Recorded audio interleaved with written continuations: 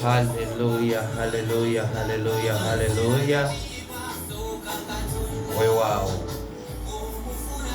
Hallelujah, hallelujah, hallelujah. Erinnya lya Mukama waffe Yesu Kristo eddungi lyebazibwe nnyo. Abantu ba Katonda abalungi abatuwuliriza ekyayo olwaleero.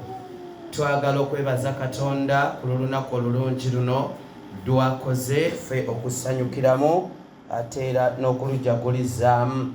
Weewaawo atukoze obulungi obuteekanika, atukoze obulungi Katonda waffe. Twagala okumwebaza saako n'okumusinza nga tugulumiza erinnya lye enkya y'olwaleero. Oyo abaddewo ku lwaffe tukuumye okuviira ddala mu kiro ate mpaka n'okuvunuka obudde buno obw'okumakya.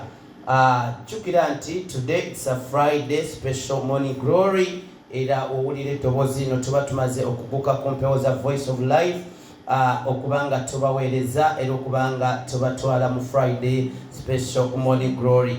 Kakati no katusooka okubuuzaako mukwano gwaffe gwe eyamaze dda okugolokoka ali saidi eyo. Tukubuuzaako nti wasuze otya nno ssebo oba nnyabo? Tugamba nti gwe eyagolokose dda okoze kyamaanyi nnyo okubanga ate munange mu kaseera kano ogolokose era nga oli ku ddoboozi ery'obulamu. Nze ali emabega omuzindaalo okwanjulira program nga igenda okutambula yenze omusumba Eric Nsamba Salongo. Tebifaanana abirina ku lw'ekisa kya Katonda akulembera obuweereza buno obwa Voice of Life Ministry Church.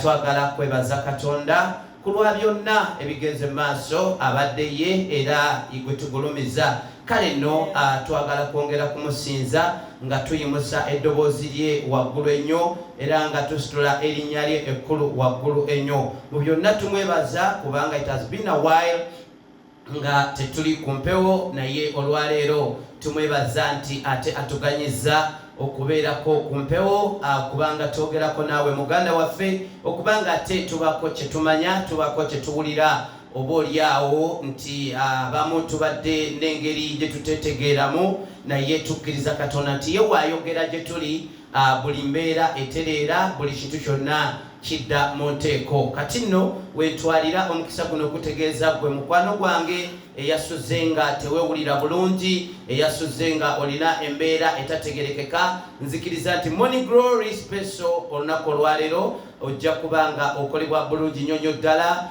Gwe omulwadde ogenda kwatula nti ndi mulamu, gwe atalina maanyi ogenda kwatula nti ndi w'amaanyi, gwe atalina ssente ogenda kwatula nti ndi mugagga. Lwaki nedda? Bayibuli eyogedde n'etugamba mu Matayo 7:7 timusabe muliweebwa. Kakati kiki kye tuyinza okusaba nitakiweebwa nga ate yalagidde? Era Mukama waffe Yesu Kristo tukirabako n'eri mu Yokaana bwe yagamba nti bwe munaasabanga okuyita mu linnya lyange buli kye musabye kinaabakolerwanga era kinaabaweebwanga. Kale nno ekyayolwaleero gwatanagolokoka gamba nti golokoka tusabe. Buli kye weetaaga kyonna kiri mu bigambo ebyo by'ogenda okwogera. Buli ky'owulira mu bulamu bwo ng'okyetaaga kyamakulu kiri mu bigambo ebyo by'ogenda okwogera enkya y'olwaleero mu Friday Special Morning Glory. Nzikiriza nti everything is gonna be wow, everything is gonna be marvelous in the name of Jesus the Son of the Living God.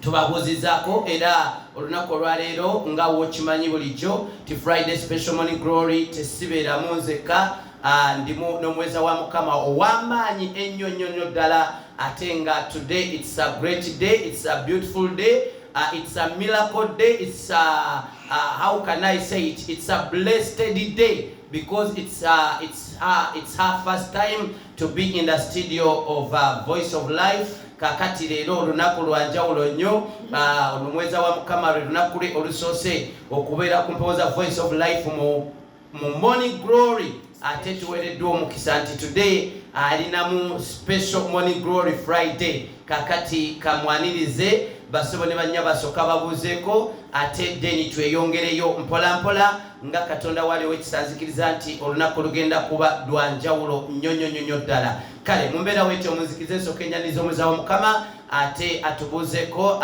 n'okwongera otugolokosa tube nga tweyongerayo mu linnya lya Mukama waffe Yesu Kristo omwana atunula mama tukwaniriza mu studio za Voice of Life Outer Prayer Center Ministries.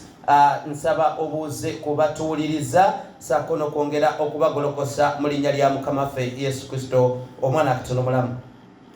Haleluya. Mukama waffe omulungi Yesu Kristo abeerera ddala omulamu emirembe gyonna yeebazibwe. Yesu twebaza erinnya lya Mukama kubanga oyo yatukuumye otuwisa mu kiro ky'olwaleero naffe ne tusobola kulaba olunaku nga lukya. Tumwebaza manyi nti tegabadde maanyi gaffe si bulungi bwaffe wali abafudde ekiro ky'olwaleero naye labaffe tuzuukuse nga tuli balamu n'olwekyo tusanye tumudize ekitiibwa.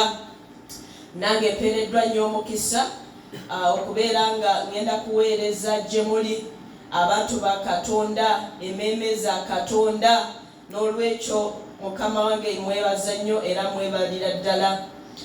Nebaza nnyo Salongo Musumba Eric Nsamba okunyaniriza ku studio za Voice of Life oba ku mpewo za Voice of Life eddoboozi ery'obulamu yerina erikutuukako wonna w'oli anywhere that you are. Tukusaba nti golokoka tunoonye Mukama. Bayibuli eyogera ne tugamba nti abakeera okunoonya Mukama be balimulaba. Those who seek the Lord early shall find him.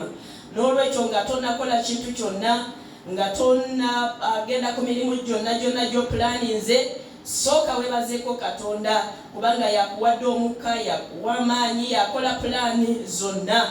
Enteekateeka z'omuntu zisobola okubeerawo naye Katonda yalina final say oba yalina kye tusobola okuyita nti ekyenkomeredde. N'olwekyo kubiriza muganda wange maama wange taata wange sister wange brother wange yonna gy'oli nga lino eddoboozi likutuukako ng'osobola okuwulira eddoboozi lino leka ogolokoke tusooke tunoonye amaaso ga Mukama tusooke tumusinze tusooke tumuwe ekitiibwa kubanga yatuwa byonna. Mukama akuwa omukisa ng'ogolokoka. Mukama akuwa omukisa ng'osaayo omutima gwo n'ebirowoozo byo byonna. Amen. Weewaawo tweyanza nnyo tweyanzeege mama mawanga Madam Deborah Nsamba Nalongo tusanyuse okubanga ate tuli naawe mu studio za Voice of Life olunaku olwaleero. Kale nsuubira nti mu kiseera kino omaze okubanga naye weteekateeka sayidi eyo obudde bwo tebuli ku sayidi yaffe bwatambudde dda naye tukkiriza Mukama nti akaseera ke tulina tugenda kakozesa bulungi nnyo ddala. Abantu b'ekyambogo mwenna mikwano gyaffe baganda baffe tubalamusizzaako mu linnya lya Mukama waffe Yesu Kristo omwana Katonda era ne tubagolokosa nti mugolokoke. Abamaze dde ogolokoka mukoze ekyanjawulo nnyo era mukoze ekisinga. Abantu be batuusa mirirwanwa gyaffe nammwe tubabuuzaako nti mwasuze mutya nno. Abantu b'ekyankyende nammwe tubabuuzaako nti muli mutya baganda baffe. Abantu b'e Buseebwe Kamuwanula Buvuma Muwangi Buseebwe mulungi omu yonna eddoboozi lino gye lituuka tubabuuzizzaako mu linnya lya Mukama waffe Yesu Kristo omwana akitono omulamu. Tukkiriza nti byonna birungi mu linnya lya Mukama waffe Yesu. Tetuyinza kuleka kusaasira mmwe abafunye ebizibu ebitali bya njawulo. Tubagamba nti Mukama abagumye emitima ate era abanyige ebiwundu mu ngeri ezitali zemo. Bwe temusobola okubanga muri covering bwa bulungi nnyo ddala obulamu busobole okudda mu nteeko ate era tusobola kwerabira okusanyukira wamu nammwe ate abafunye ebyamagero abafunye essanyu ery'enjawulo. Tugamba nti Mukama yeebazibwe nnyo atenderezebwe. Jjukira remember isa bibiliko kyawandiikibwa nti bwe tumalanga okufuna ebintu ebingi nga tugaggawadde nga obugagga bweyongedde yatugamba n'atukuutira nti tulemenga okwefuyiranga engombe mu maaso gaffe nga twogera ebigambo nga bino nti gabadde maanyi gaffe era emikono gyaffe n'okutegeera kwaffe kwe kututuusizaako bino. Awo tuba twerimbye nga twerabidde oyo abikoze, wabula yatugamba tusigale nga tugulumiza erinnya lye ettukuvu nga tugamba nti abadde Katonda, Katonda kino yakikoze na kino yakikoze. Awo nno erinnya lye lisigala ligulumizibwa era asigala akyasumulula ekyo muyiika. Kale mu mbeera bwetyo tukkirize ate mu kaseera kano twebaze erinnya lye ettukuvu ate tweyongereyo mu linnya lya Mukama waffe Yesu Kristo omwana tumulamu. Tugenda kwebaza nno nga tusinzirira ddala mu Zabbuli eyo gyentera okubawa ennyo eya24 etandika ng'egamba nti ensi ya Mukama n'okujjula kwayo nti n'ebigirimu byonna bibye era yagitonda n'aginyweza ku mazzi amangi. Kale nno bwe twagala okusinzirawo wennyini tumwebaze ku lw'obukulu n'obutonzi bwe, ku lw'ebyo byakola eby'amaanyi ebinene ebikolo, ku lw'okutonda ebintu byonna bye tulabako, omuli agayanja agawanvu, omuli ebintu ebinene, omuli ebintu eby'amaanyi, omuli ebintu eby'ekitiibwa, kwegamba nga buli kimu yakikola mu maanyi ge mu kutegera kwe mu linnya lye. Kakati tumwebaze nga tusinziira ku ekyo kubanga okubeerawo kwaffe ffenna n'ebintu byonna gaali maanyi ge, lulimi lwe na kwagala kwe. Kale tusinziire awo tumwebaze nga tugamba nti kitaffe omulungi ssebo nannyini ggulu n'ensi, tukwebaza, tukusinza, tukutenda, tukugulumiza ku lw'ekyo ky'oli gwe yakola eggulu n'ensi era yatonda buli kimu ne kibeerawo mu ngeri yo nga bwe weetaaga era nga bwe wayagala. Naffe nno laba tuzze mu maaso go ng'abaana, tuzze enkya y'olwaleero okusinza n'okutendereza n'okugulumiza for who you are, kubanga oli mukulu, oli munene, oli wa kisa. Labayo mazima ddala ssebo kitaffe ffe tuyingira amayumba gaffe ne tuyingira mu bitanda byaffe ne twebaka ne tubikka bulungi nnyo emibiri gyaffe, naye ate waliwo ebitundu bye tutabikka okugeza ng'ennyindo, amatu n'amaaso. Yeggwe amanya engeri gy'obibikkamu, naye ne tukeesa ssebo nga tuli balamu bulungi nnyo. Twagala okwebaza era twagala okuddiza ekitiibwa, tukusinza, tukugulumiza, tukuyimusa kabaka w'abakabaka, yeggwe omulangiro w'emirembe, yeggwe nannyini mawanga, yeggwe nannyini kitiibwa, yeggwe nannyini buyinza. Enkya y'olwaleero ssebo tukuddiza ekitiibwa n'amatendo, enkya y'olwaleero tukuyimusa kabaka w'abakabaka nga tugamba nti gulumizibwa, nga tugamba nti situlibwa ssebo mutukuvu, nga tugamba nti gulumira gwe omulangiro w'emirembe, nga tugamba nti fuga,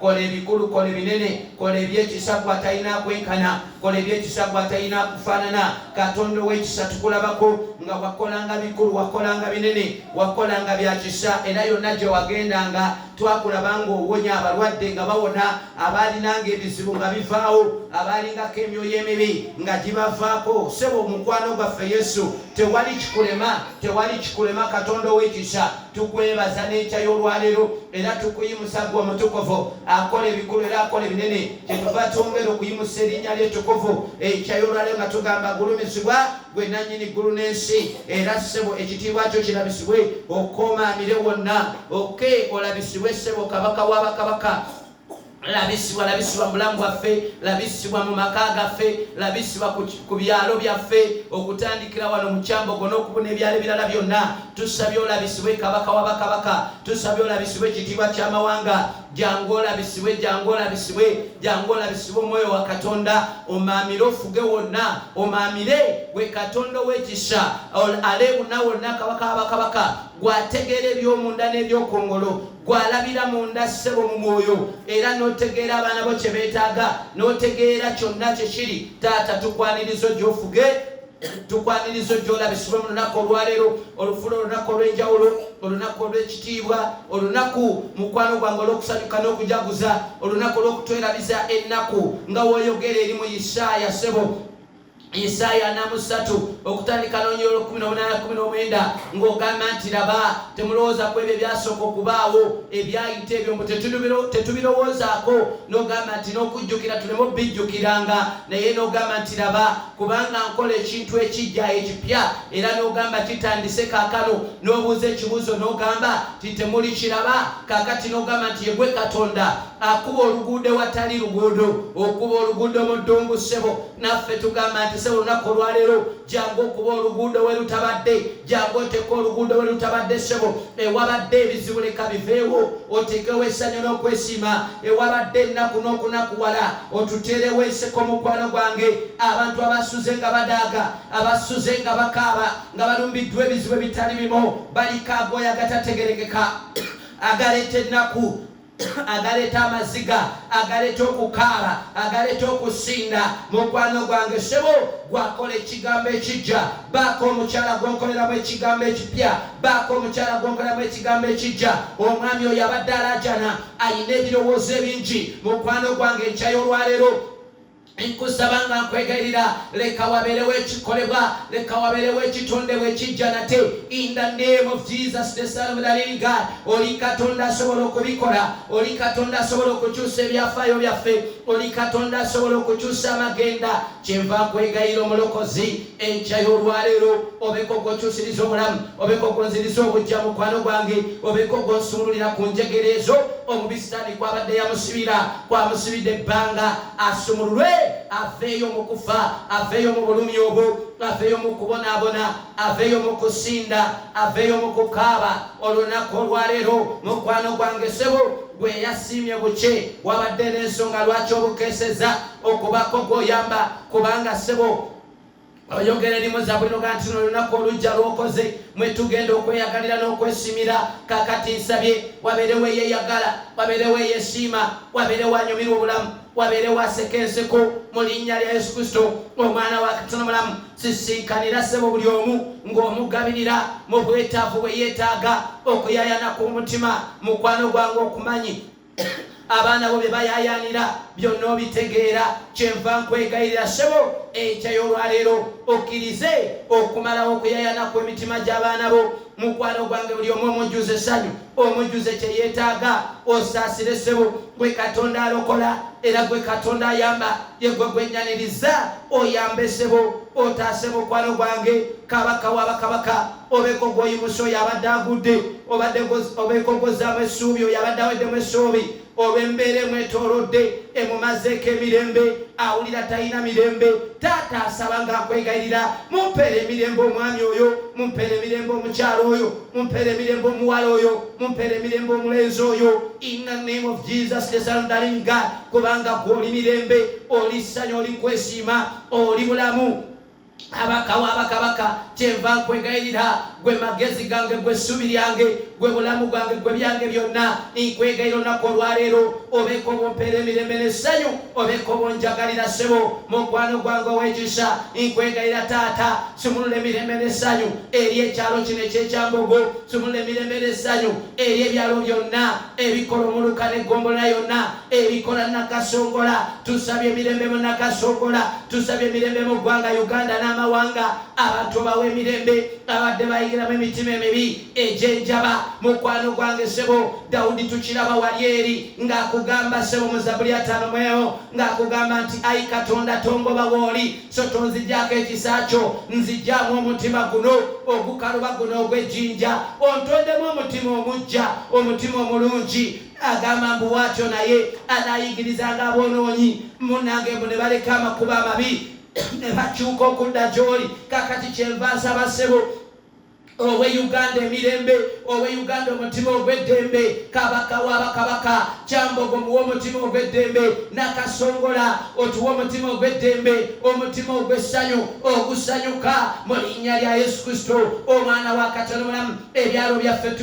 biwe omutima ogw'eddembe taata buli omu abeere n'emirembe kubanga ewali emirembe tewaba ntalo tewaba kweroga tewaba kuttiŋŋana tewaba kuwalanagana tewabaawo nnyo etalo ziggwawo naye watali mirembe abantu babeera mu kwerogagana babeera mu kwettiŋŋana babeera mu kuyombagana n'okulwana ebitasaanidde taata kyenva nsaba fulumya omwoyo w'entalo mu kyambogo fulumya omwoyo oyo ow'okusamira fulumya omwoyo ow'okusinza bikatonda ebitali Katonda fulumya omwoyo oyo ow'okulogagana omwoyo oyo sebo ow'okuyombagana taata sebo mufulumye tubeere n'emirembe gyaffe wetutyo tunaalaba enkulaakulana okweyongerayo buli kadde ng'otuwadde emirembe kubanga abalina emirembe tebayomba abalina emirembe tebabulwa ssanyu tebabulwa ssente kakati teekawo emirembe abatabadde na mirembe babe n'emirembe ababadde babulwa essanyu balifune mu linnya lya Yesu Kristo omwana wa Katonda omulamu kubanga otuwa emirembe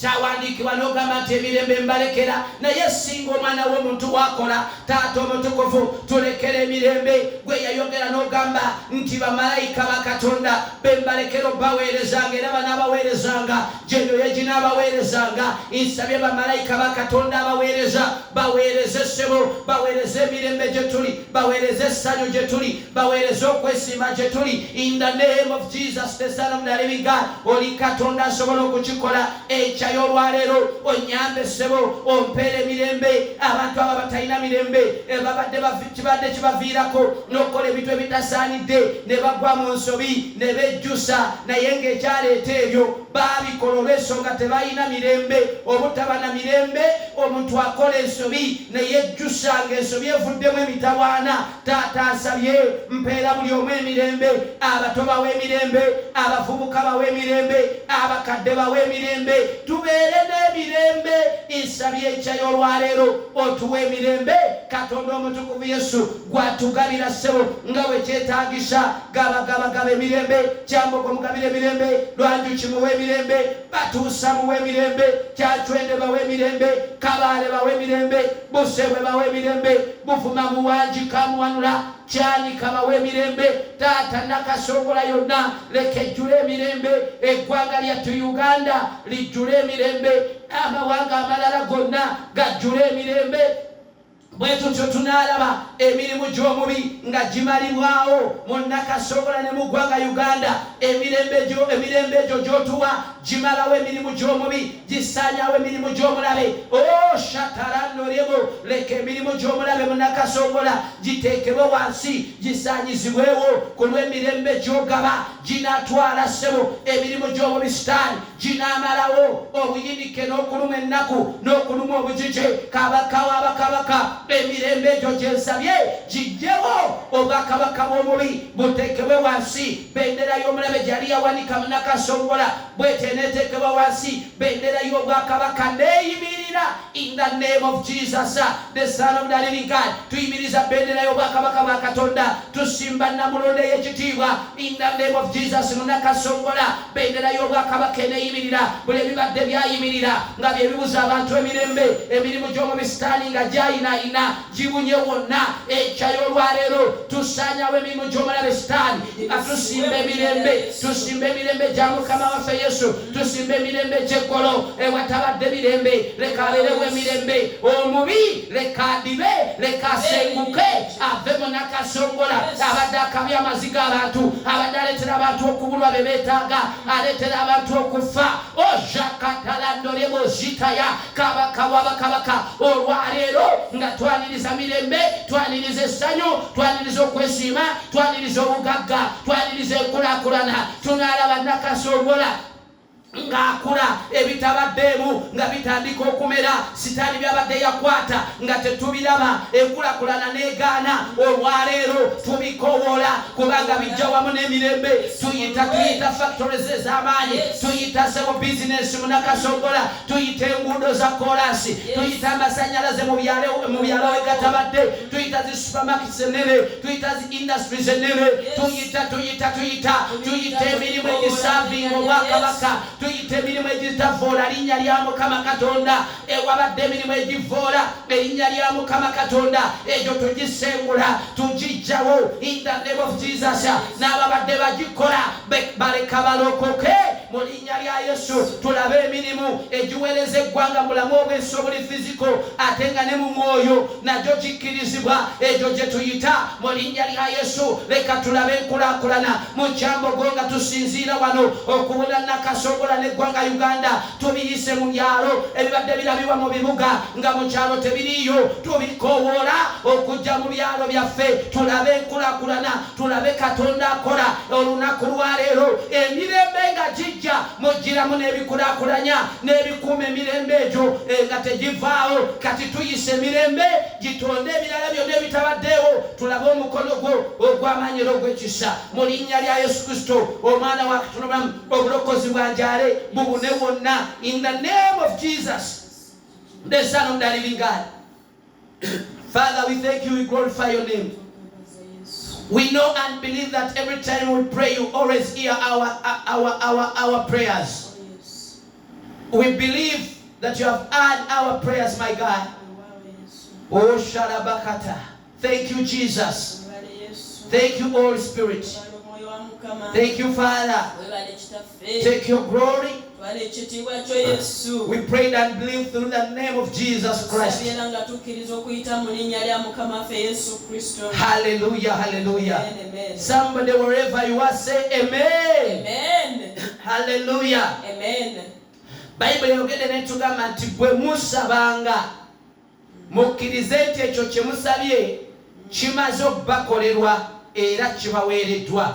Kakati njagala kwebaza mukwano gwange gwasabye wamu naffe ate era n'okukulisayo mu kaseera ako nti webale nnyo, webalire ddala okwewaayo okubanga oli wamu naffe mu Morning Glory Special. Remember, it's a Friday special Morning Glory. Tubeerawo nga tukuteekateeka okutwalamu kye twatuuma weekend moods. Jukira, remember nti Friday yetandika weekend era bano bannaffe betugamba abakolamu Friday baba batandika okubanga bateekateeka waje bagenda osanyukira, waje bagenda okunyumirirwa obulamu. Weekend ebe etandika ku Friday. Kale naffe kye twafuna okubikulirwa kuno Morning Glory ya Friday ne tugituuma Special Morning Glory nga tukuyingiza weekend modes. N'olunaku lwaleero we believe that you're gonna enjoy it, you're gonna love it in the name of Jesus. Everything's gonna be good, everything's gonna be wow in the name of Jesus. Remember, this is Voice of Life Outer Placenta Ministries. Tusangibwa wano Kyambogo Batusa Town Council Kakoge ate district tulimu Nakasongola eggwanga lyatu Uganda. Mukama watuweredde emirembe eri gwe wenna atamanyi we tusangibwa.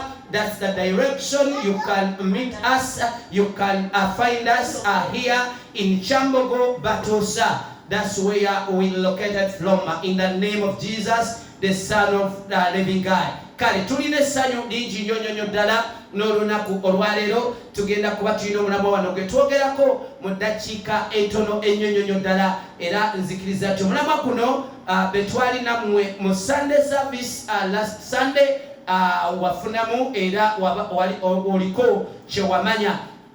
N'olwaleero omwoyo wa Mukama mpulira nga kitadde ku mutima gwange okwongera okukyogerako. Good enough.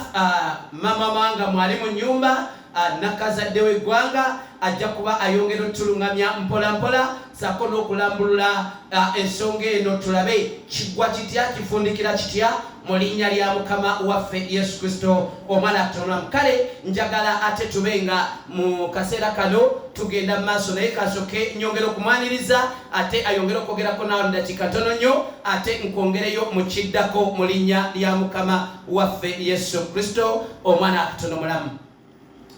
Weewaawo abagolokose abali wamu naffe mu kusaba tweyongera okubaniriza era tugamba nti tega amatu osobole okuwulira omwoyo wa Mukama kyakugamba essaawa eno oba obudde buno. Manyi nti buli lunaku lubeera lujja ng'ebyawandiikibwa bwe bitugamba mu Zabbuli nti luno lwe lunaku olupya Katonda lwatuwadde ffe okulusanyukiramu ate era okulujjagulizaamu. Leka nsabe nti luno olunaku nga bwe luli olupya olujja olabe ekisa kya Katonda ekijja olunaku olwaleero, olabe omukono gwa Katonda n'enkola za Katonda eri obulamu bwo byonna Katonda byakutegekedde. So okuyita mu kusaba okwo kwonna kwe tuyiseemu nsaba okkirize nti byonna by'osabidde Katonda agenda kubikolako kubanga atugamba nti bwe tusaba tukole ki? Tukkirizenga. N'olwekyo omutima gwo gukkirize. Katonda waffe mulungi, Katonda waffe wa kisa, amanyi abo abamwesiga, amanyi abo abamuteekako ebirowoozo so naye era talibaleka. Weewaawo tweyanzege ate kulobugambo obwo kale nsaba ate kulobugambo obwo tuwerekezeko message eno mudakiika tono nyonyonyo ddala ate tukomewo tweyongereyo mu linnya lya mukama waffe Yesu Kristo omwana tulumulamu. Message eno egamba nti Yesu oli omulayi. Kasubiri kagenda kukola bulungi nnyo ddala ate tweyongereyo mu linnya lya mukama waffe Yesu Kristo omwana tulumulamu. Tukomawo tovaawo bingi nnyo byogenda okumanya era bingi byogenda okutegeera. Stay tuned in the name of Jesus.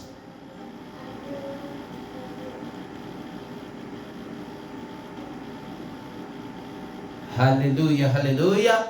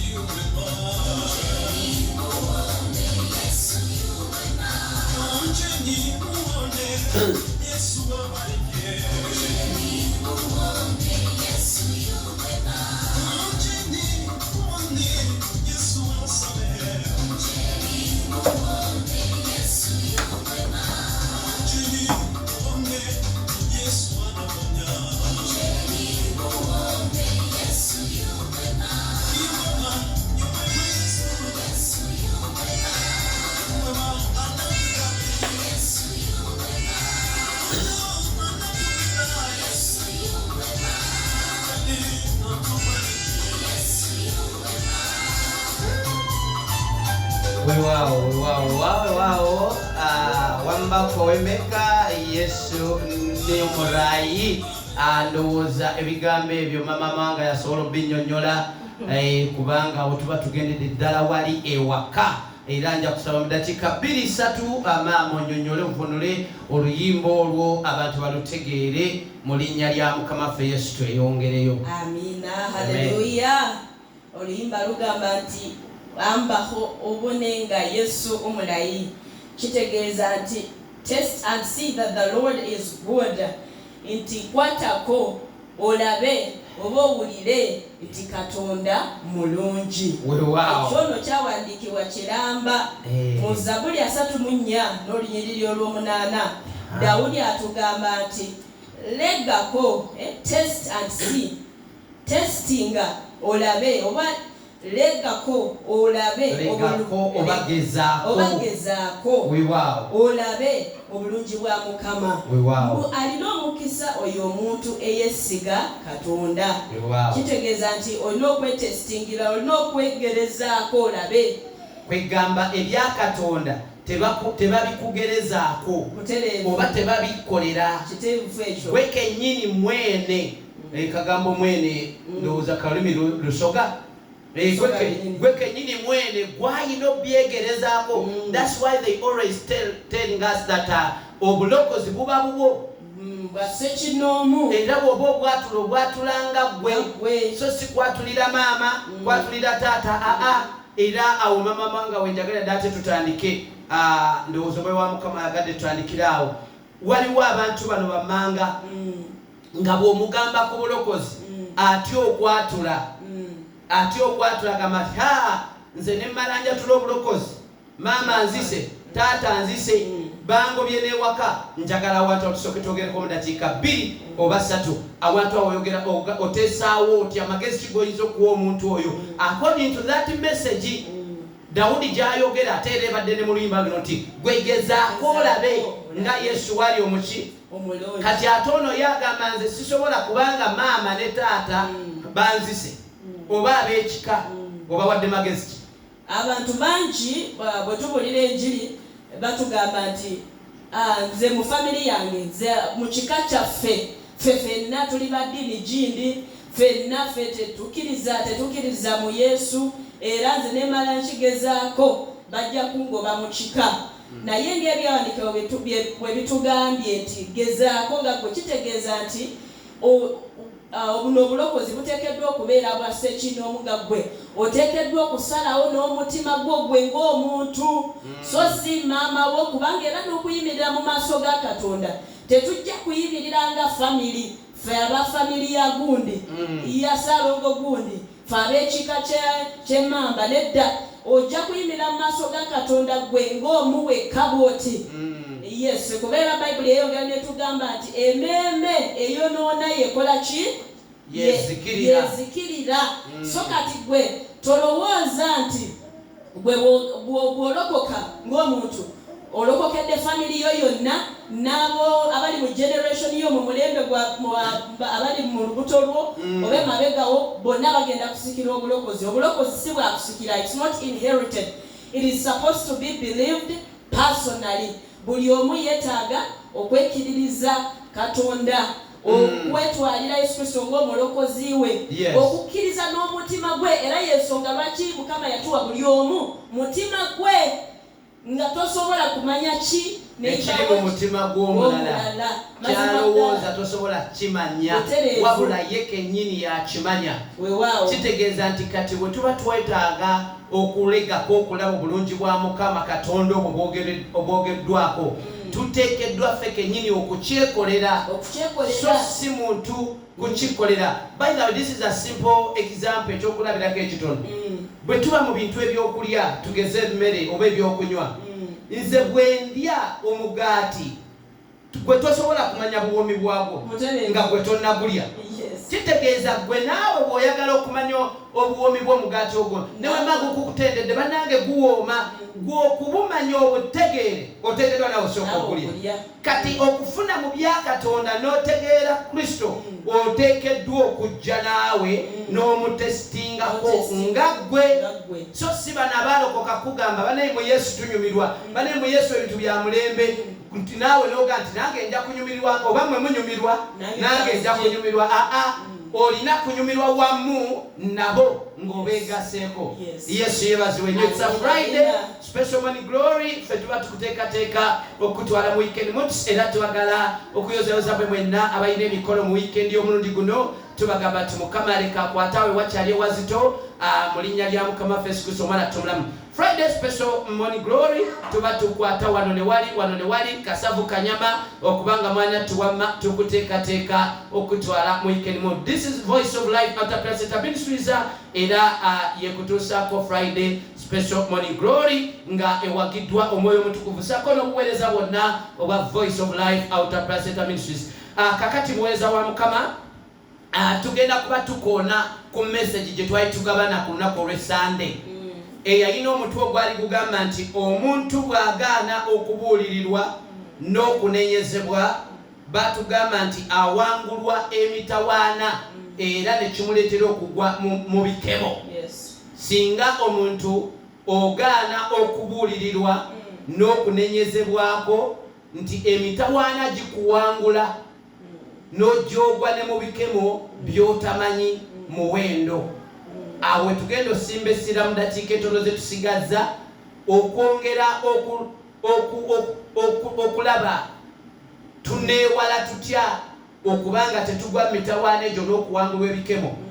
Obviously nze nkiraba kyangu nnyo ku saidi yange oba oli awo kisobola okuba ekizibu eri omuntu omulala atuwuliriza kubanga nze baba baŋŋambye nti omuntu bw'agaana okunenyezebwa n'okuwabulwa oba okubuulirirwa mu kyekimuviirako okugwa mitawaana n'okuwangulwa ebikemokemo w'ebityo kiba kitegeeza ku saidi yange ekifuna mangu nti ekigenda okunyamba obyewala kantandika okukkiriza okubuulirirwa okwo n'okunenyezebwa saako n'okuwabulwako n'okuba kuzze gyendi. Naye bwe sikkiriza ebyo kitegeeza bino ebirala bimaze okumpangula ebikemo bimpangudde emitawaana giri ku saidi yange kasitama nga sikkiriza advice oba ene guidance kyonna ekijja gyendi okunyamba in order to fit in life.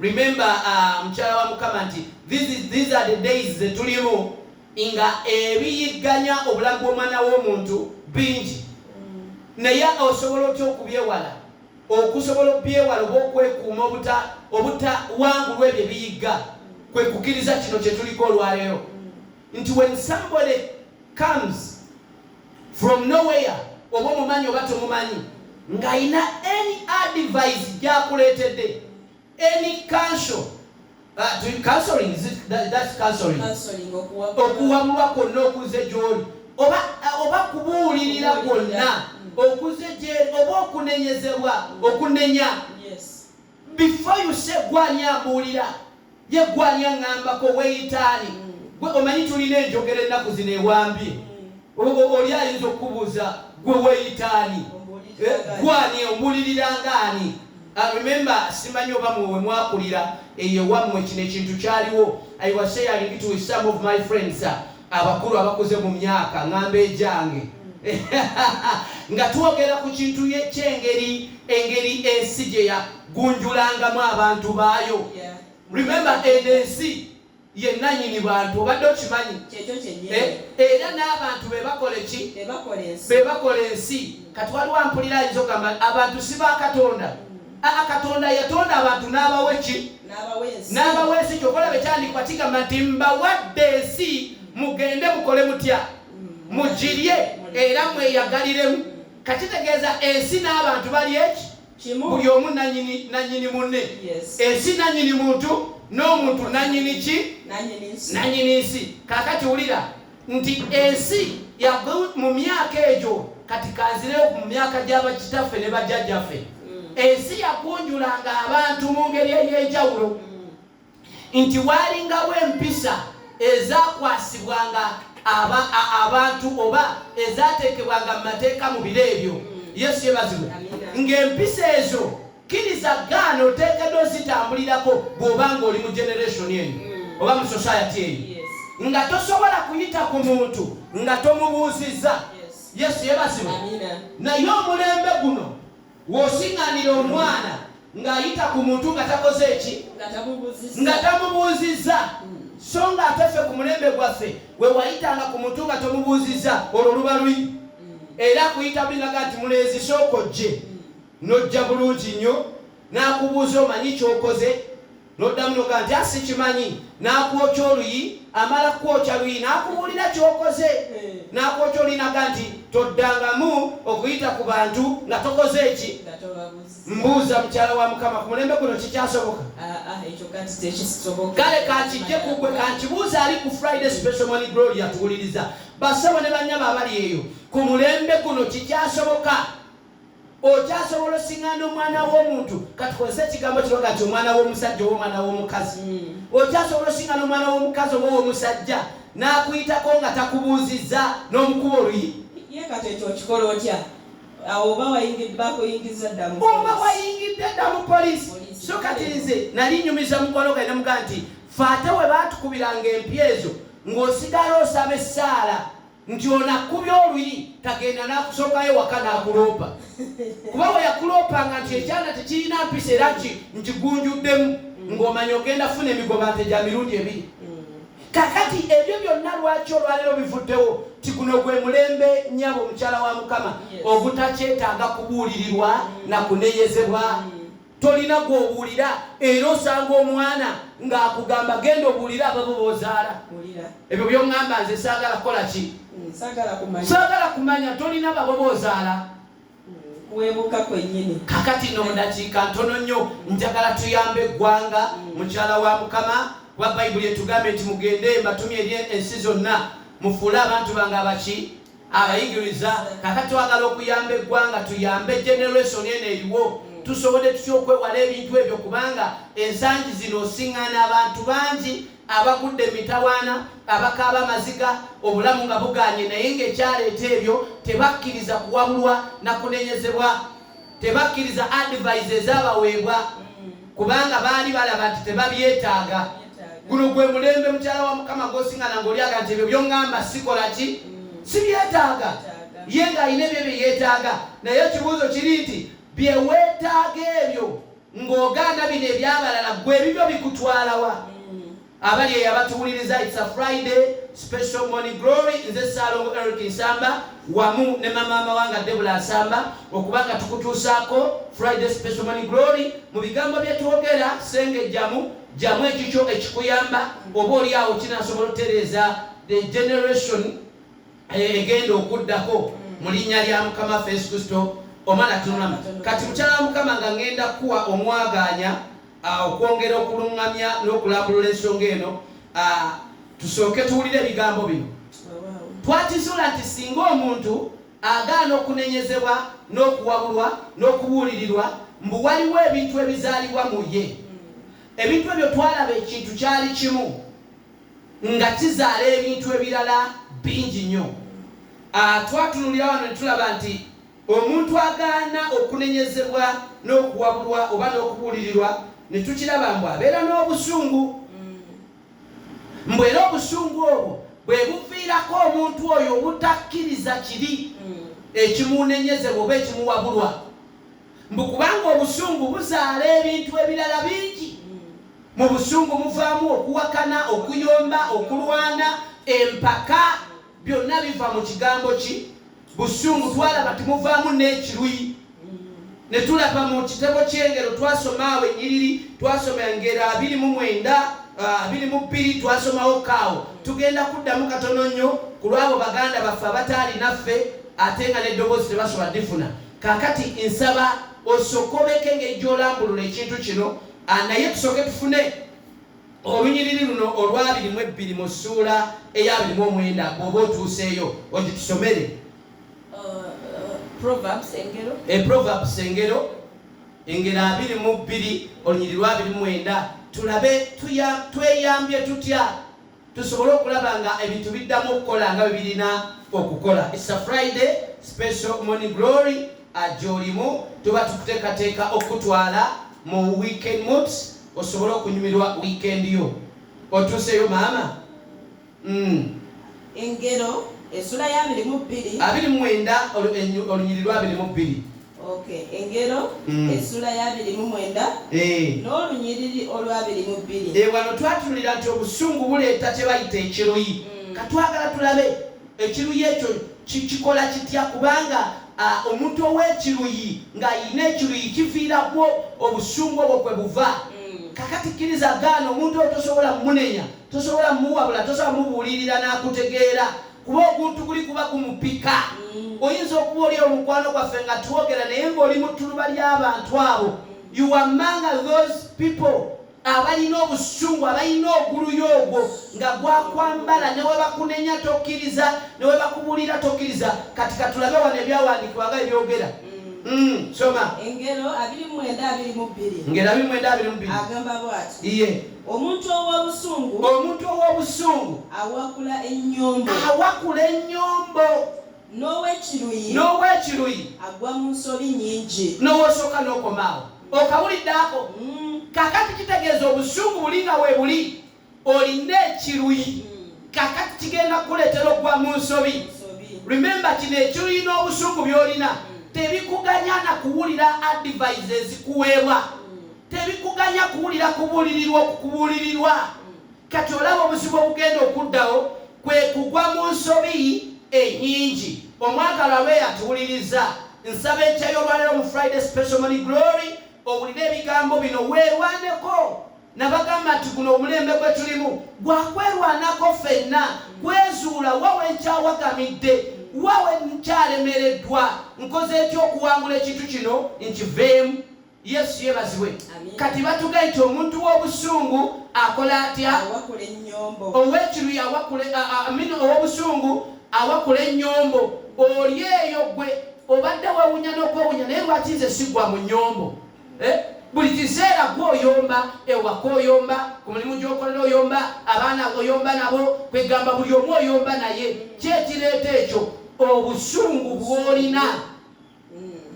Kati okunenyezebwa okujja gy'oli tokukkiriza. Kati ofudde ne ku busungu n'ofuna ekiruyi. Kati mbwe ekiruyi ne kikuleetera okugwa mu nsobi. Kuba obusungu bw'olina buyingiramu kiri ekiruyi ne weesiŋŋana ng'otemye omuntu. Bw'otema omuntu wuuyo mu mbuzi ekogga. kiri ekiruyi kijja kuleetera ovuma omuntu okugamba okunene. Nabadde mbagamba juzi nti ennaku zino okuvuma musango. Era bw'ovuma omuntu weekanga oli mu mbuzi ekogga. Naye kiviiridde ku ki? Obusungu obuleeta kiri ekiruyi. Kati ovumye omuntu oba oli awo yetakuzibye n'akuwakula ebikonde oba n'akukuba bubinnyo manya okuvaamu.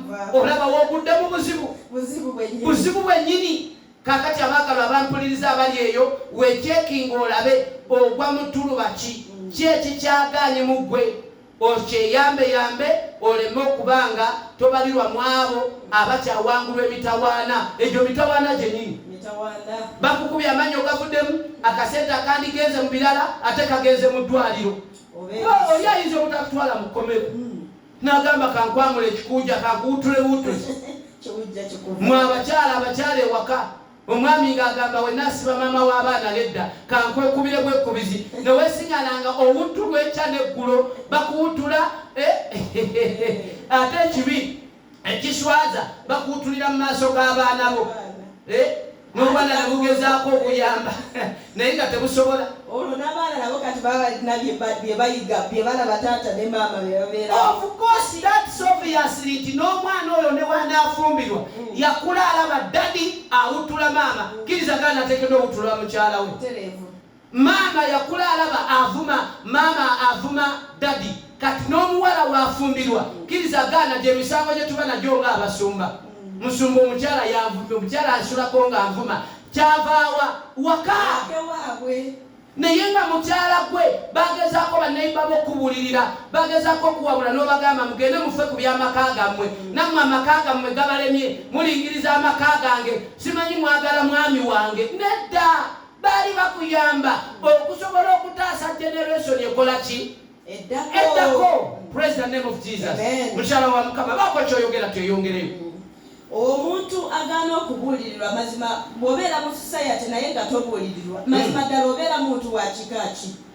Ate nze mmanyi obeera muntu muzibu nnyo.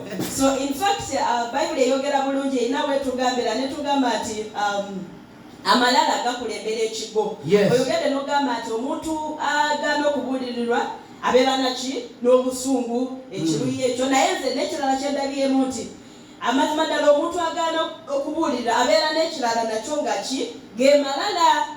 Amalala ago mabi nnyo. Kati amalala gakulembera ekigo. Kitegeeza nti omuntu nga tannagwa oba tannagwa mu nsobi ezo zetogeddeko ago malala. Okugaana okubuulirirwa, okugaana advice and counsel. Kubanga oyagala toyagala mu nsi muno waliwo abantu abatusingako mu bintu ebimu. Waliwo abatusookayo abalina okumanya okutusingako, abalina okutegeera okutusingako. Ngangeri wagamba nti noonyanga omuntu ow'amagezi naye anaayogeranga amagezi gy'oli. Haleluya, teyogereyo. So kati bw'ogaana okussaayo omwoyo n'omera amalala n'ogamba kino nze ekimanyi ono ambuulirira ngaani oba ojja kugwa mu buzibu. Kyekigo ekyo ojja kutomera. Oyina kyombikudde. Kitegeeza n'abantu abasinga badimootingibwa ne bazzibwa wansi oba ne baggyibwako amadaala aga waggulu oba oli awo ne bafiirwa n'emirimu gyabwe. Kiviira ku butakkiriza kunenyezebwa oba nakubuulirirwa.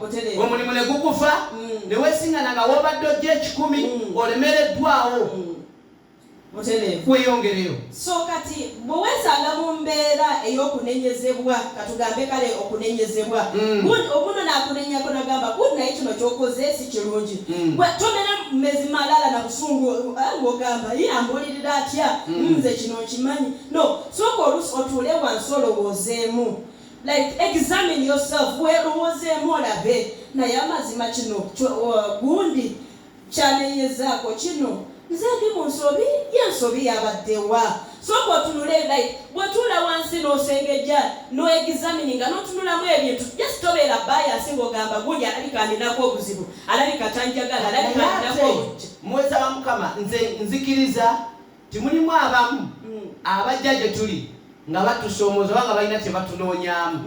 Kiba kitegeeza nti omuntu oteekeddwa okuba nga amatu ge ag'omwoyo gali open always the time nga sensi ye y'omwoyo ekola nnyo okusobola okumanya n'okwawula ono byaŋŋamba biri ku mulamwa biri mu butuufu oba alina ekigendererwa kye kira kubanga omuntu asobola okujja gy'oli n'akukatako obugambo n'akunenya n'akukola byonna naye nga kyakoze ekyo tekiri mu mazima yalina bye yeenoonyeza oba mukitegeera abampuliriza si buli ajja gy'oli okuwabula n'okunenya nti ajjidde ku mazima waliwo abajja tetuli nga bo balina ebigendererwa byabwe kati nga bw'afuna ke yeekwasizaako akatwala nga golden opportunity nagawo otyo gundi namunoonya obwedda kati wano mufunye so we must be alert okwawulanga abajja gye tuli ne tumanya nti kati bano bali ku right side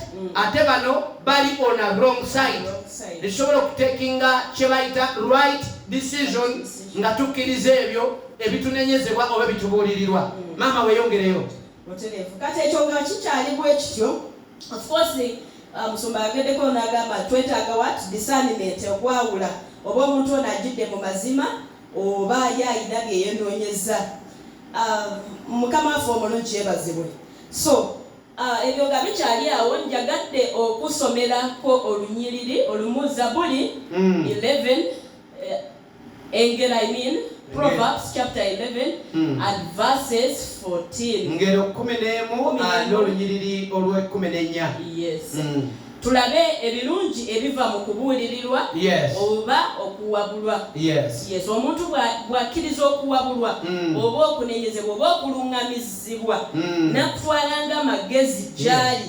n'akigenderako afunamu ki oba kyekivaamu awo mukama yeebazibwe engero essula ya 11 n'olunyiriri lwa 14 agamba okuluŋŋamya okw'amagezi nga kubuze abantu bagwa mbu okuluŋŋamya bwe kubula abantu bakola ki bagwa kiba kitegeeza nti singa olwaleero abakyatuyamba otunenya n'otubuulirira nabo singa babikoowa nga balaba be baliko basikadde balya kapa tebawulira tebategeera nabo ne bagamba owaayi katuleka bano katubalekere ensi mbu ne bamala baggwawo abo nga tekyali abuulirira tekyali aluŋŋamya tekyali anenya nti ekiddirira kugwa kitegeeza muntu gwo gwe babuulirira n'ogaana n'okakanyala singa akubuulirira ali bikoowa n'abivaako oli mu buzibu you are in danger zone nga wetera okwogera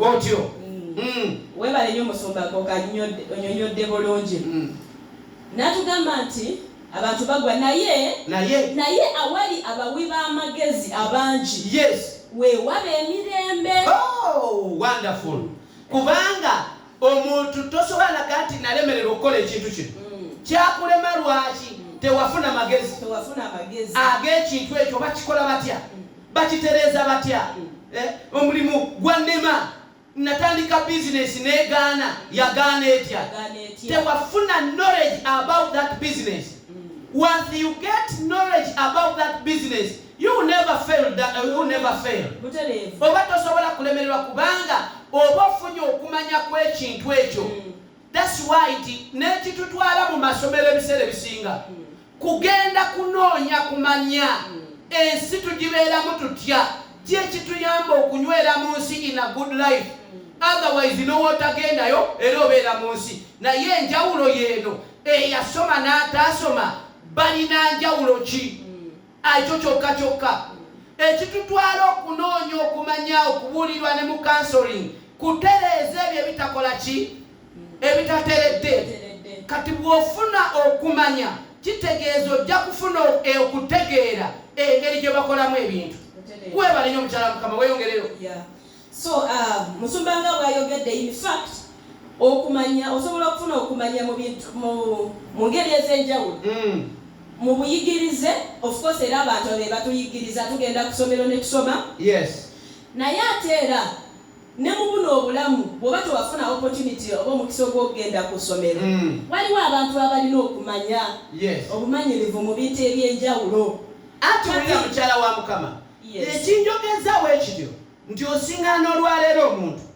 nga teyasobola kusoma kuno ku kisomo kwa bulijjo naye ate nga n'okusoma kw'ensi obusi embeera omanyi waliwo okusoma ng'embeera ye kusomeseza essomo kyebayita essomo ng'ensi ekusomesezanga yo essomo lyayo naye osiŋŋana abantu abali ku levo ng'essomero lino eryaffe lye tugendamu lye batuyigiriza abasomesa teyagenda naye n'essomero ly'ensi nga weeyigiriza nga nalyo baalijeemera abantu b'ekika ekyo agamba buli ekimugwako oba kibi oba kirungi agamba bugambi butanwa accident n'alema okubeera ne byayigamu okusoma kungi nnyo bwe twasomanga waliwo kye bayita formal education and informal education. Formal education kitegeeza kuno kwe kusoma okuli profession kwe tugenda ku ssomero like eyo mu masomero gye tugenda n'ogenda ku primary school n'ogenda ku secondary school n'omala n'ogenda ku university n'obaako n'ekintu ky'osomerera specifically nti nsomerera kubeera musawo oba engineer. Then then waliyo informal education kuno okusoma like ebintu ebya bulijjo ebikwatagana n'obulamu okweyisa mu bantu ebikwatagana ku mbeera z'obulamu enkolagana zaffe n'abantu morality. In fact awono wetwetaaga nnyo okuteeka nnyo essira naddala okutandikira ddala mu maka in families kubanga of course tutwala abaana baffe ku ssomero tuba tubatadde mu mikono tubesigiza abasomesa n'abantu abalala naye ate waliwo bino ebirala ebikwatagana n'obulamu nabyo bikulu nnyo such that omwana wo bw'aliba nga akuze in future alina degree mu accounting mu engineering anafitinga mu generation yeyo social habits eryetya enkolagana ye n'abantu eryetya n'okubuuza abantu n'okusonyiwa busonyi bino ebintu in fact tebiri bya mwoyo kyokka omanyi omuntu ali busatu mu busatu ememe omwoyo n'omubiri kati bino bye twogerako tebituyamba mu mwoyo byokka bya mwoyo byokka bikola both physical and spiritual. Yes, mu mubiri obyetaaga. For example ekyokulabirako enneeyisaayo ku mulimu it has nothing to do with spirituality. Of course eyinza okuba nga erinawo naye ekyo kitono nnyo ekisingira ddala percentage nyingi ojja kulaba nga ekwatagana nnyo ku social life enkolagana zaffe n'abantu. So kati bwe tuba twaraising abaana baffe batwakuza abaana baffe mu ngeri ey'okubayigiriza ebintu nga responsibility obuvunaanyizibwa obwo nti mwana wange n'omulekera ekintu okukola n'ogenda olugendo okomawo ng'akikoze oba takikoze ekyo ne kikulaga omwana wabuvunaanyizibwa basi wabuvunaanyizibwa tandika okumuteekamu ki empeke y'obuvunaanyizibwa okutandikira ku stage eyo mukama yebazibwe kuba waliwo ebintu bye tuzaalibwa nabyo nga byo biri natural abamu bazaalibwa nabyo naye waliwo bye tulina okuyiga newankubadde nga tewazaalibwa nabyo nga kikukakatako okubiyiga mukama yebazibwe in order to fit in the society. Kuba munsi muno alatwagala it's all about people ekwatagana yaffe n'abantu buli wogenda ojja kusanga abantu ku ssomero mu byaffe eby'omwoyo no mu kanisa mu bizinesi ojja kusanga abantu buli weweetoololera buli kimu kyetoololedde ku ki kati ate muweereza wa mukama waliwo tusiŋŋanya abantu ng'omusanga akalakata essaala mukama nzija ku bantu nakoowa abantu nabakoowa gy'oli nga yayagala kubeera eri mu kibira n'ebisolo kati ensi gyeraza esa Friday special morning glory abatuwuliriza tukuteekateeka okutwala mu weekend mood ng'olina kyotegedde weewaawo osobole okunyumirwa obulamu mu linnya lya mukama waffe Yesu Kristo omwana Katonda. Twabagamba nti tukwata wano ne wali mbagamba nnyo nti olwaleero kye bayita enjiri eri ku mazima oba enjiri egenda okukola enjawulo mu bulamu bwo yenjiri esobola okusokoola both sides nga tetuyimiridde ku bya mwoyo byokka kugoba mizimu simanyi kugoba myoyo mibi kwekutula ku bloodline simanyi zi generation curse tulina okuba nga tufuna enjiri etuyamba both physical and spiritual. Kubanga mu makaago gwe nnyabo muwala gwampuliriza omwami tojja muteera matayo ku sowaani. Togenda fumba Bagalatiya mu maka ga bbaawo. Olina ofumbamu emmere namba 2. Omwami togenda muwa mmere mu ngeri y'Abagalatiya nedda, ogenda gimuwa mu ngeri yakutuuzibwa nga we baakutuuza, wotyo ogenda okugabulanga omwami wo. So kaakati tukoona wano ne wali spiritual and physical, osobola okufuna enjiri gye bayita pure gospel of full gospel ekijjudde. Kakati olwaleero tuli ku kintu ekyo omutwe gwaffe gwatugambye ti omuntu bw'agaana okunenyezebwa n'okubuulirirwa awangulwa emitawaana n'agwa mu buzibu. Kati olwaleero osobola okubeera eyo nnyabo oba se baatuwuliriza nga gwe ekyakuviirako omutawaana ogwo gw'olimu, ekyakuviirako ekizibu ekyo ky'olimu, baakubuulirira, baakuwabula, baakulabula, naye n'okola ki? N'ogaana. Kati olwaleero oyita mu ttanuulu, oyita mu muliro. Kati ensi yekuliko yennyini egamba kankumalemu ebbango lino. Kubanga wagaana okuyiga mu mirembe. Yes, kkiriza gaana.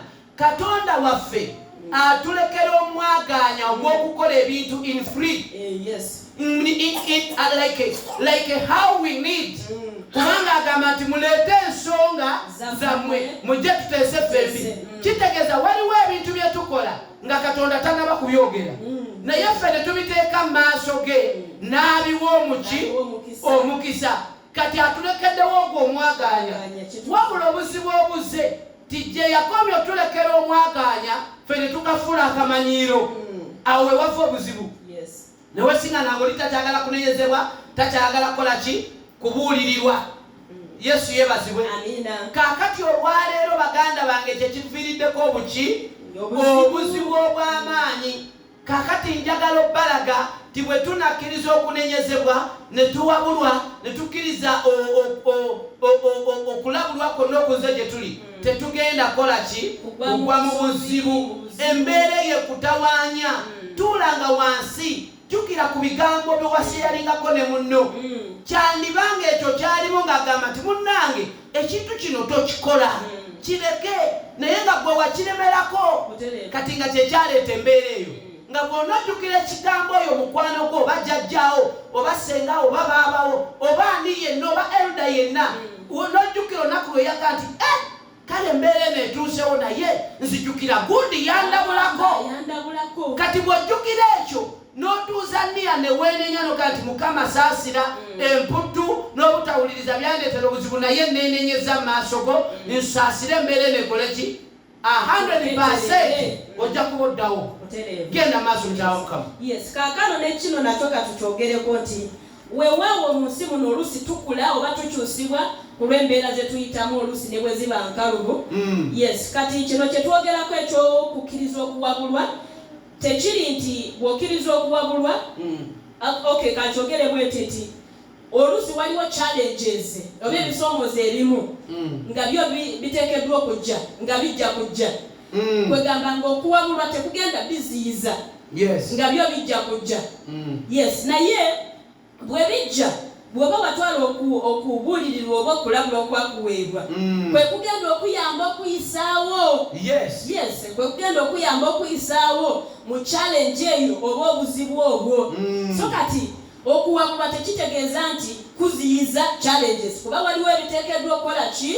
Okujja nga byo bijja kujja, naye gana amagezi agakuweebwa oba okubuulirirwa okuyamba okuwa embavu butereevu n'oyitawo n'okiyitamu nga tomenyese oba nga togudde, kuba waliwo bye tuteekeddwa okuyitamu tusobole okubeera abaki? Nga tunywezebwa bunywezebwa, nga tukuzibwa bukuzibwa from glory to glory, n'okufuna amagezi n'okumanya. In other words, when we come back on our spiritual side, there is some certain things which will come. They have come to test our faith. Nga bize kwegamba okugezesa bigezesa okukkiriza kwaffe. Ekyo kyennyini. Weyongereyo.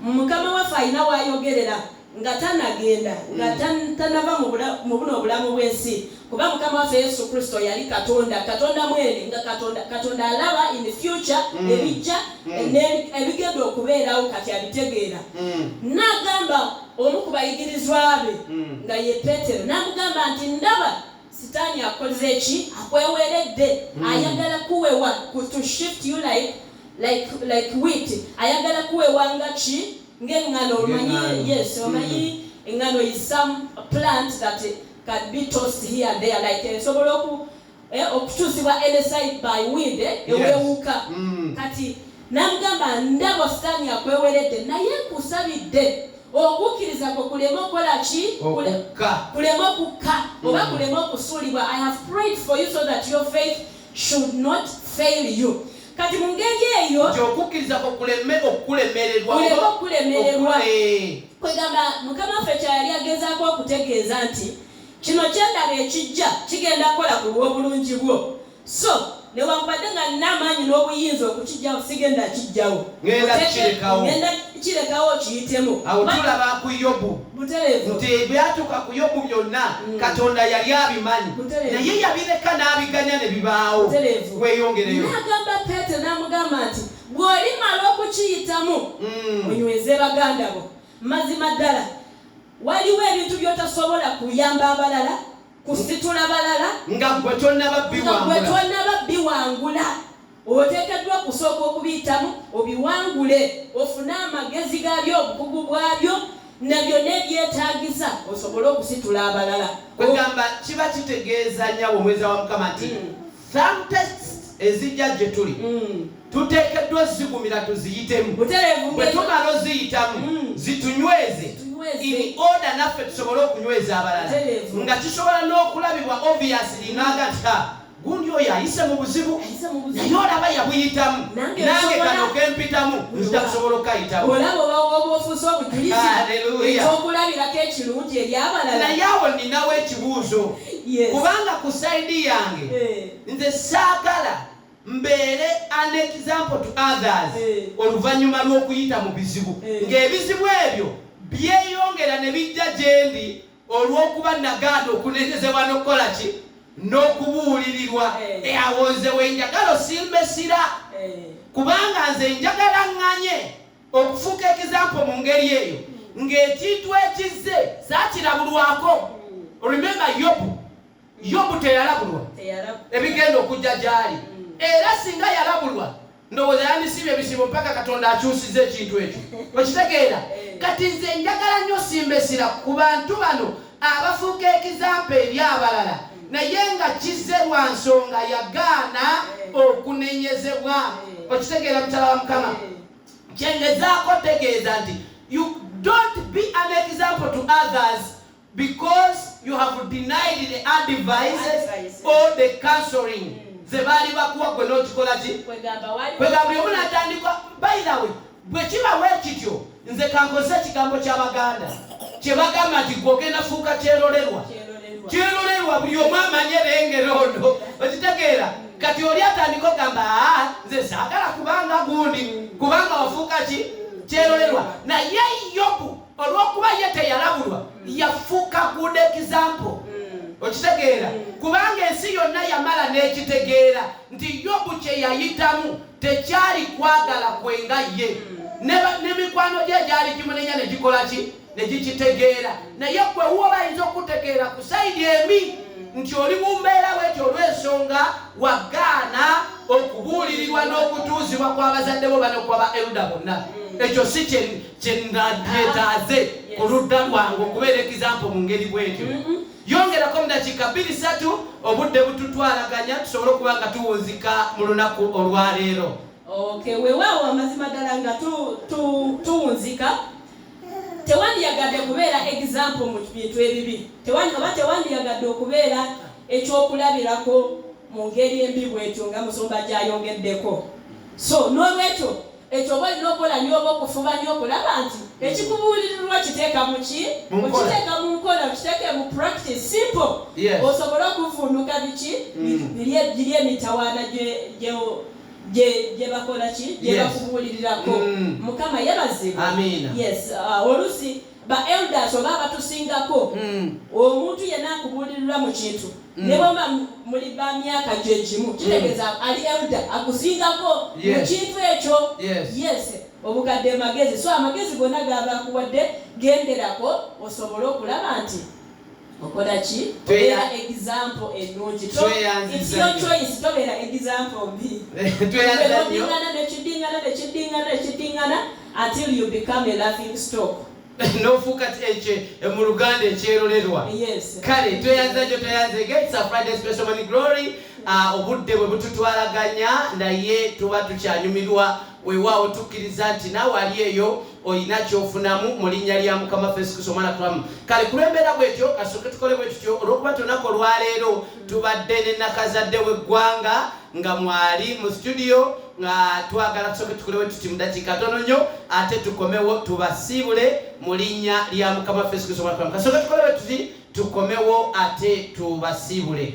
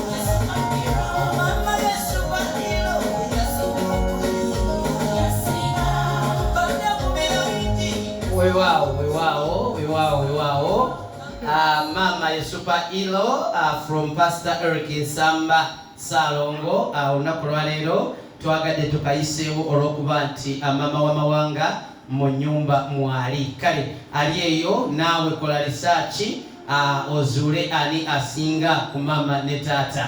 Kale wetyo wetugambye era olunaku lwaleero twagala ffe okubanga tuberekereza basebo ne banya abatuuliriza naye nga twongera okusooka okubebaza mwe mwenna abatufollowinze okuviira ddala twatandikidde era mwe mwenna abawagira Friday special morning glory abana morning glory mwenna from Monday to Friday twagala kwongera kusooka beetondera basebo ne banyabo nti mubadde temukyatuwulira era nga tukyalina okuteteganyizibwa mu byuma byaffe naye tujja kuba tukitereeza very soon atubenga tuddayo ku nkola yaffe nti from Monday to Friday morning glory obenga ogifuna bulungi nyonyo ddala ddala.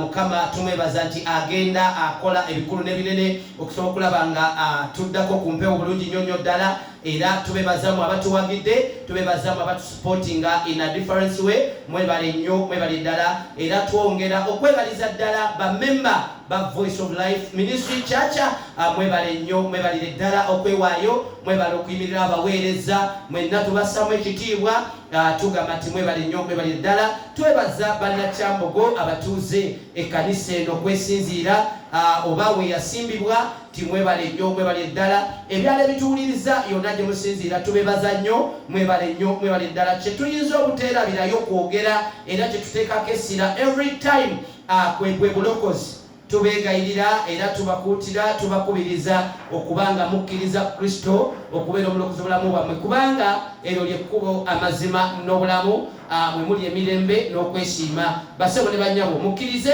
ffe twagala okubasibula naye njagadde tumalize n'ekyawandiikibwa ekiri mu Zabbuli essuula ey'e71 n'olunyiriri olusookawo katono nnyo ffe tubenga tubasiibula mu linnya lya Mukama waffe Yesu Kristo omwana tomulamu. Remember omutwe gwaffe oba omulamwa gwaffe olwaleero gubadde gusimbye essira kubuulirirwa ku bantu abagaana okubuulirirwa n'okunenyezebwa sako n'okuwabulwa tukizudde nti bagwa mitawaana era bawangulwa ebintu. Kale nno tusabye mu Friday Special Morning Glory ey'omulundi guno obenga weekuba mutima bw'obanga olina ensonga najjadde bakuwabula yadde bakunenya byadde bakubulira nga obigaana ng'obisuula muguluka munnange tandika obiteekako essira n'ebirowoozo kubanga gy'onookomya obigaana gy'ogenda okuggwa mitawaana gy'ogenda okuggwa mu bizibu gy'ogenda okuwangulwa n'obuntu obutono obutandikuwangudde. Kale Bayibuli nga egamba nti munoonyenga amagezi nago muli gafuna era gali bafuula ab'enjawulo. Olwaleero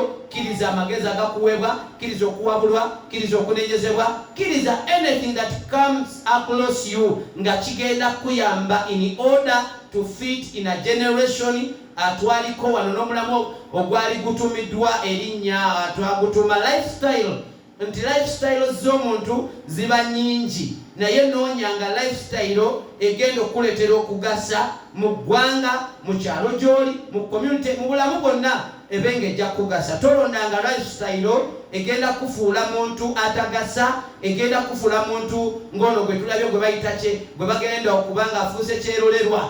Tobeeramu eyo lifestyle mbi egenda kuzikiriza kusaanyawo obulamu bwo. Mu linnya lya Mukama waffe Yesu ffe tukusabira obeera mu lifestyle egenda okufuula omuntu ow'amaanyi era agasa. Kale katumalize n'ekyawandiikibwa kino ekiri mu Zabbuli 71 olusooka maama tusomereyo.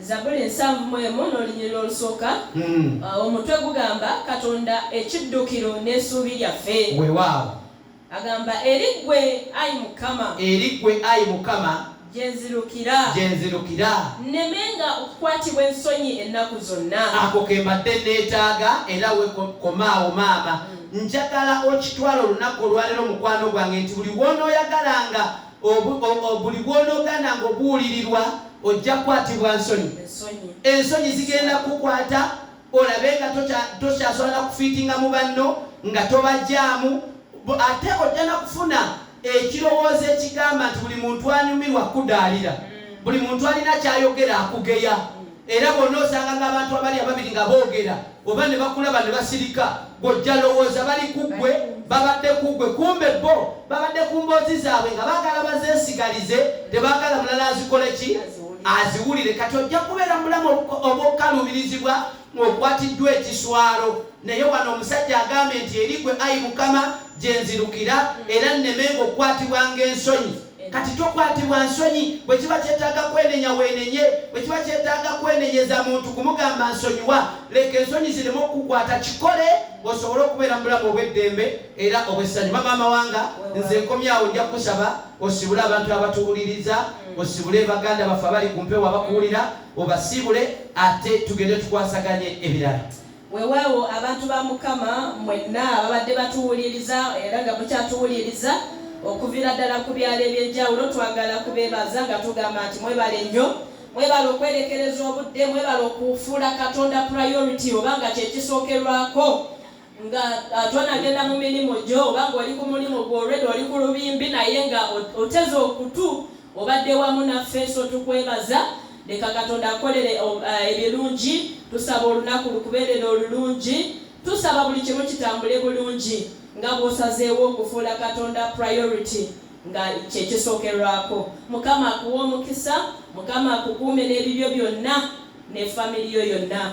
Weewaawo tweyanzege tutasobola kulekayo bw'oba oli eyo omukwano gwaffe nga wandyagadde okwetwalira Kristo okubeera omulokozi w'obulamu bwo olunaku olwaleero. Nsaboddemu wamu naffe ebigambo bino ng'ogamba nti ayi Yesu nkwebaza olw'obulungi bwo n'olw'ekisa kyo n'okwagala kwo byondaze enkya y'olwaleero. Nange nno mpulidde n'amatu gange ag'omubiri era n'ag'omwoyo, n'ensalawo nzikirize n'omutima gwange, era bw'entyo kaakano njatula n'akamwa kange nti ndokose sangula erinnya lyange mu kitabo ky'okuzikirira oliwandiike mu kitabo ky'obulamu. Okuva n'olwaleero negaana enkola z'omubisitaani zonna n'endagaano zonna zembadde nakola n'obwakabaka bw'emagombe nzekutulako nenywereza ddala era onywereze ddala mu ndagaano ey'omusaayi ogw'omwana gw'endiga. Eyo y'endagaano y'obulamu, emirembe n'essanyu eritakoma. Weebale Yesu kubanga ondokodde. Gwe bwe nazzeemu ebigambo ebyo ng'obadde tobiddangamu, ng'obizzeemu olwaliro omaze okulokoka, ate naawe abizzeemu nga wayatulako omaze okuzza obujja endagaano yo. Kankusabire gwe wenna gy'oli kitaffe omulungi, njagala okwebaza ku lwabo abazzeemu besuulidde era besirabye kabaka batudde obulokozi n'abazizza obujja endagaano yabwe y'obulokozi. Nsabye obanyweze ate era obaluŋŋamye n'okubatuusa mu kisibo kyo mw'oliisiza omuddo ogw'obulamu nga kyekigambo kyo, era mw'onyweseza amazzi ag'obulamu. Mukwano gwange banywezebwe, bakolebwe bulungi, basumbibwe, era bo babeere ekyokulabirako eri baganda baabwe, babeere omulyango gw'obulokozi mu famire zaabwe ne ku mirimu gye bakolera. Mu Kristo Yesu omwana tunola mukisabye, amiina. Basebo ne bannyabo nga sinava ku mpewo nyongera okujjukiza The Voice of Life Outreach Prayer Center Ministries tubeera ne service emu ku lunaku olw'Essande. Service etandika ssaawa emu mpaka ssaawa 6. Tugwaniriza okujja okubeera naffe, tugwaniriza okujja otwegattako. Jangu otwegatteko, jangu tukuŋŋaaneko naawe, jangu tusinzizeko wamu, jangu tutenderezeko wamu naawe erinnya lya Mukama Katonda omulungi atunasanyuka okulabako. Services endala tubeera ne service ey'ekyoto ku lunaku olwokubiri ssaawa 11 mpaka ssaawa 2:15. Tukwaniriza ku kyoto okunyokera essaala kwe tukumira omuliro nga gwe essaala ze tuwaayo maaso ga Mukama, kwe tutendereza saako n'okusinza n'okusaba n'okusabirwa. Kale tukwaniriza mu service ezo. Morning Glory nga wegambye tuli ku kufuba okulaba nga ziddako okubeerako buli lunaku nga bwe zaabanga. Era Morning Glory zibeerayo kuva Monday mpaka Friday, kuva Monday mpaka Lwakuna. Tutandika ssaawa 11 tumaliza ssaawa 12:15. Ate deni Morning Glory eya Friday gye twatuma Special Friday Morning Glory etandika ssaawa 11 mpaka ssaawa 1 oba 1:15. Bwe tutyo bwe tuba tutambula mpola mpola nnyo ddala. Programu endala zonna ojja kuba ozifunanga mu Sunday services. Tuli kanisa oba tuli buweereza obutambuza enjiri ya Kristo wano ne wali okusinziranga omwoyo wa Mukama bw'aba atuluŋŋamizza. Era kantwala omukisa guno bassebo ne bannyabo okubategeeza olunaku olwaleero ti ng'ennaku z'omwezi 3 omwezi gujja kuba gwa 6 tujja kuba ne kye bayita praise and worship. Eyo praise and worship eteekeddwawo oba etuluŋŋamiziddwa ku lw'okwagala kwa Katonda okusobola okubanga azikiriza emirimu gy'omubiri mu Nakasongola. Kaakati akalango kano katandise n'olunaku olwaleero. Tukujjukiza era tukugamba nti buli we tusinza ne tutendereza Katonda, namulondo y'obwakabaka enywezebwa, bendera y'obwakabaka bwa Katonda n'esimbibwa, then bendera y'obwakabaka bw'omubi obw'ekizikiza n'essibwa wansi. Kati Bayibuli yogerera nti Katonda kira matendo g'abatuukirivu be. Kitegeeza bw'amala okukka anywezebwa n'okusinza kw'abaana be. Kakati buli we tutendereza Katonda bwe tumusinza n'anywera, kitegeeza emirimu gy'omubi Sitaani ogizikiriza. Tuyinza okuba twetaaga kusinza businza Katonda buli we tumusinza nakka kitegeeza obviously tewali Katonda tewabawo mubi tasobola kubeerawo. Kati ennaku z'omwezi 3 omwezi ogw'omukaaga tukwaniriza ssebo bannyabo twaniriza kwaya ez'enjawulo okuva mu buweereza obw'enjawulo tubaniriza mujje tusinze mujje tutendereze ku lwa missoni ey'okudibya emirimu gy'omubi mu Nakasongola. Tuyimuse bendera y'Obwakabaka, ekyoto kya Mukama kyake, ebyoto byonna ebibadde birobera Nakasongola okulaakulana, ebirobera Nakasongola okweyongerayo, abaana bazaalira ku nzijja, tebafumbirwa mbaga za ntukuvu, bufumbo butukuvu, ebyo byonna mukwano gwange oyinza okuba obadde osaba osabye n'okusiiba osiibye naye nga kintu kyagaana. Kaakati tugenda kusinza Katonda omulamu tumutendereze kkiriza gaana Nakasongola eteekeddwa okukyuka. So you are most welcome nga 3 omwezi ogw'omukaaga tusinze Katonda. Nzikiriza lunaku lujja kuba lwa Sunday.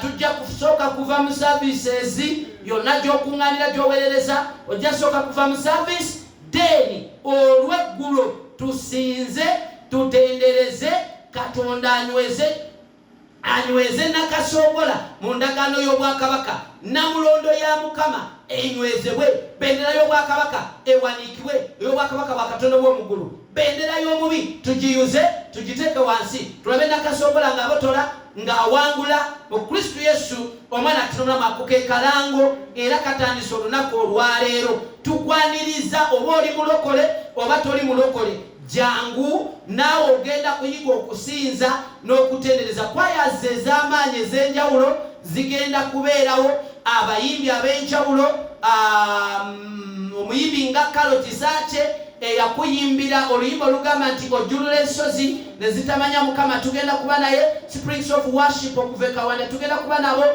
tiimu okuva e Mukono, tugenda kuba nabo n'ekkanisa yonna eyeetoolodde wano mu Kakooge tugenda kuba nabo nga tusinza era nga tutendereza Katonda ku lw'okunyweza Nakasongola. Tugobe emirimu gy'omubi mu Nakasongola.